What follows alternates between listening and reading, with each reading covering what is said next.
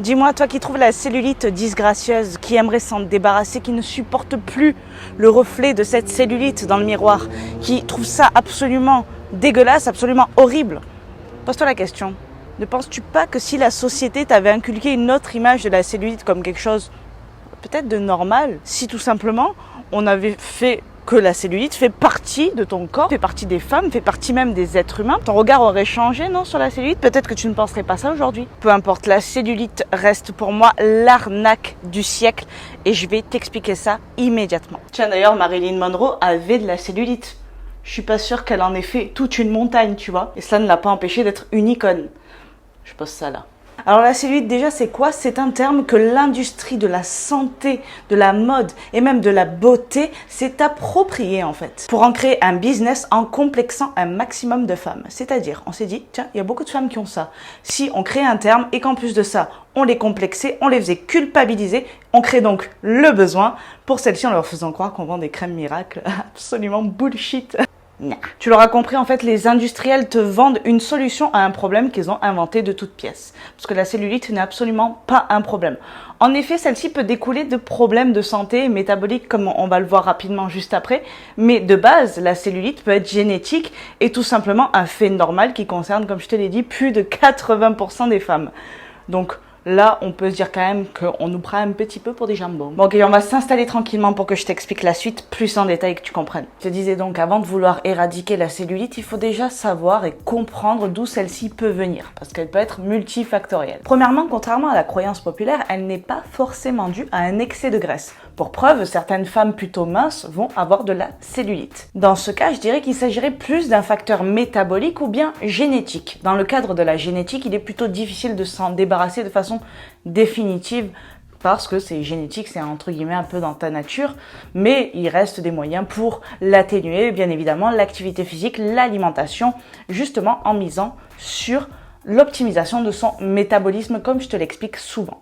Pourquoi le métabolisme revient encore là, maintenant, sur la cellulite? Tout simplement parce que si je te dis que celle-ci peut être due à un dysfonctionnement peut-être métabolique, parce que certains processus vont tout simplement la favoriser. Par exemple, l'autophagie.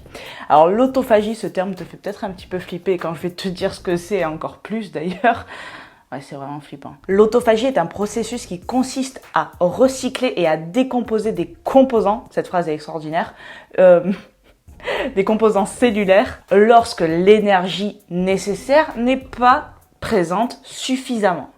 Donc en fait, tu n'as rien compris à la définition de l'autophagie. Et c'est normal, je vais t'expliquer ça en vulgarisant un peu plus. En gros, quand tu manques d'énergie lors d'un jeûne par exemple, il va avoir ce processus d'autophagie qui fait que ton corps va en quelque sorte, autophagie veut dire s'auto-manger. Donc en fait, s'auto-consommer. Donc pour fabriquer de l'énergie, pour répondre à certains besoins de ton corps, parce que faut que tu saches que pendant que tu jeûnes, même si tu fais pas d'activité physique, même si tu dors, ton corps il bosse toujours. Tu vois, le mec, faut pas le laisser tomber. Et il a besoin de toi. Donc il se dit, bon tiens, je vais prendre de là, je vais prendre des tissus, je vais prendre de ci, je vais prendre de mi. Et en fait, il va créer de l'énergie comme ça. Et ce sont évidemment des processus qui ne sont pas sains à ta santé. Hein. C'est extraordinaire ce que le corps peut faire. Voilà, ça va te servir si tu es sur une île déserte à Koh Lanta. Mais là, actuellement, tu es chez toi, ton frigo est plein, tu peux quand même consommer des choses qui vont t'aider.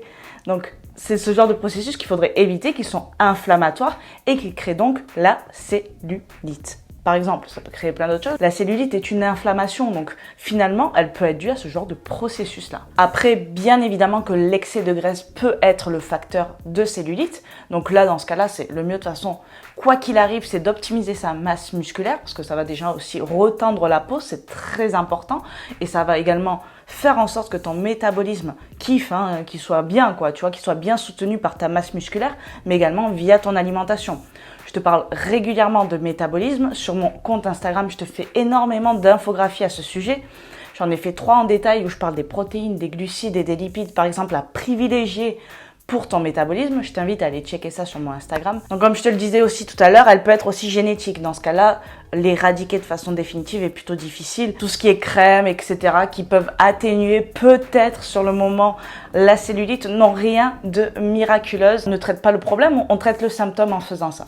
Et ça, c'est très important à retenir. Quoi qu'il en soit, peu importe que tu aies de la cellulite, que tu en aies beaucoup, que tu en aies pas beaucoup, que tu n'en aies jamais eu, que tu sois complexé par ça ou pas, peu importe, sache que ça ne change absolument, mais absolument rien à qui tu es, à ta beauté, à ton succès, à ta réussite. Tu n'as pas besoin de ne pas avoir de cellulite pour être belle, pour te sentir bien, pour être drôle, pour réussir dans ta vie. Ça, c'est bullshit. Tu es une personne extraordinairement unique. Ne l'oublie pas, dis-toi-le, répète-toi-le devant ta glace tous les matins. Fais-le vraiment parce que c'est vrai. Et ça, c'est très important de retenir des choses vraies. Je trouve que ce fun vidéo est extraordinaire. Un peu comme moi. Ouais, moi aussi, je me le répète. J'espère que cette vidéo t'aura plu et qu'elle t'aura aidé. N'hésite pas à me le dire dans les commentaires, à partager à toutes tes copines et même tes copains qui complexent à mort de la cellulite ou qui en font tout un plat ou qui disent que c'est disgracieux, que c'est moche, que c'est affreux. Partage-leur cette vidéo, c'est très important. Je te dis à bientôt dans une nouvelle vidéo et en attendant, je t'envoie plein de good vibes. Ciao.